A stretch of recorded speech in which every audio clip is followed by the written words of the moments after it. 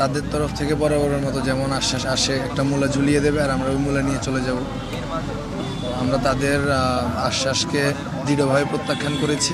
আমাদের 7 দফার মূল লক্ষ্যই একটা তিতুমিরকে বিশ্ববিদ্যালয় করা, আর 7টা দফা হচ্ছে এর বিস্তৃত রূপ, আমাদের কি কি প্রয়োজন।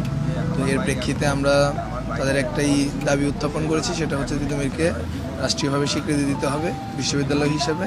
যদি স্বীকৃতি না দেয় আমরা অনশন কার্যক্রম চালিয়ে যাব, এবং আমাদের যদি এর প্রেক্ষিতে যদি আমাদের মৃত্যু হয় বা আমাদের কোনো ক্ষয়ক্ষতি হয় সেটার দায়ভার পুরোপুরি রাষ্ট্রকে নিতে হবে। তারা বলেছে যে আমাদের দাবিটি যৌক্তিক, কিন্তু দাবিটি যেহেতু যৌক্তিক তারা তো মানতেও হচ্ছে, মানে মানতেও বাধ্য হবে, বা দাবিটি যেহেতু যৌক্তিক হচ্ছে তো মেনে নিক তারা।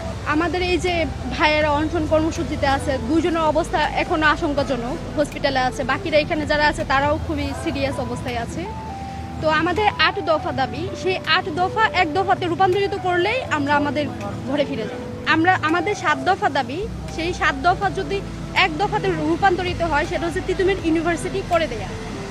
আর হচ্ছে এই 7টা দফা আমাদের খুবই প্রয়োজন, আমাদের যে অবকাঠামোগত উন্নয়ন দিক থেকেও প্রয়োজন, এবং হচ্ছে মানে আমাদের দাবিগুলা মেনে নেওয়ার জন্যই হচ্ছে আমরা এই কর্মসূচি চালানো হচ্ছে, আর এই কর্মসূচি চলমান থাকবে দাবি না মানা পর্যন্ত। শিক্ষকরা আমাদের সাথে সবসময়, প্রশাসন আমাদের সাথে দ্বিচারিতার আচরণ করছে।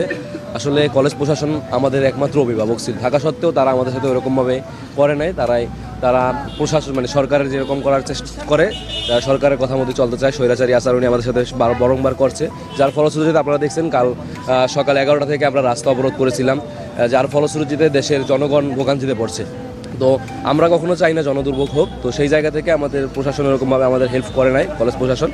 তো সবশেষ বিষয়টা হচ্ছে যে আমরা চাচ্ছি বাংলাদেশে যে একটা শিক্ষার যে একটা সিন্ডিকেট চলছে, সেই সিন্ডিকেটকে ভেঙে দিতে, আর সেই সিন্ডিকেটটা ভাঙতে চাই তিতুমির বিশ্ববিদ্যালয় রূপান্তরের মাধ্যমে।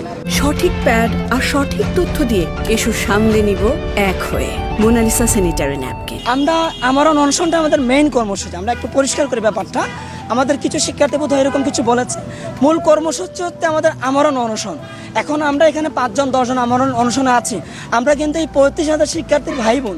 আমাদের অফিসিয়াল স্টেটমেন্ট বা কর্মসূচি হচ্ছে আমরণ অনশন, কিন্তু একই সাথে যখন আমাদের 35,000 শিক্ষার্থী দেখবে যে রাষ্ট্র এখানে সায় দিচ্ছে না বা আমাদের সাথে দিতে ইচ্ছা করছে, তখন কিন্তু আমাদের 35,000 শিক্ষার্থীরা তাদের ভাই বোনের যে কষ্ট, সেই কষ্টের প্রতিবাদে তারা রেলপথ করতেই পারে। সেটা আমরা এখন ঘোষণা দিই নাই, এটা তারার সিদ্ধান্ত নেই যে তারা কী করবে। আমরা তো অনশন আছি, সেটা আমরা কিন্তু এখানে শুরু করেছিলাম, রাস্তাতে যেতে চাইনি।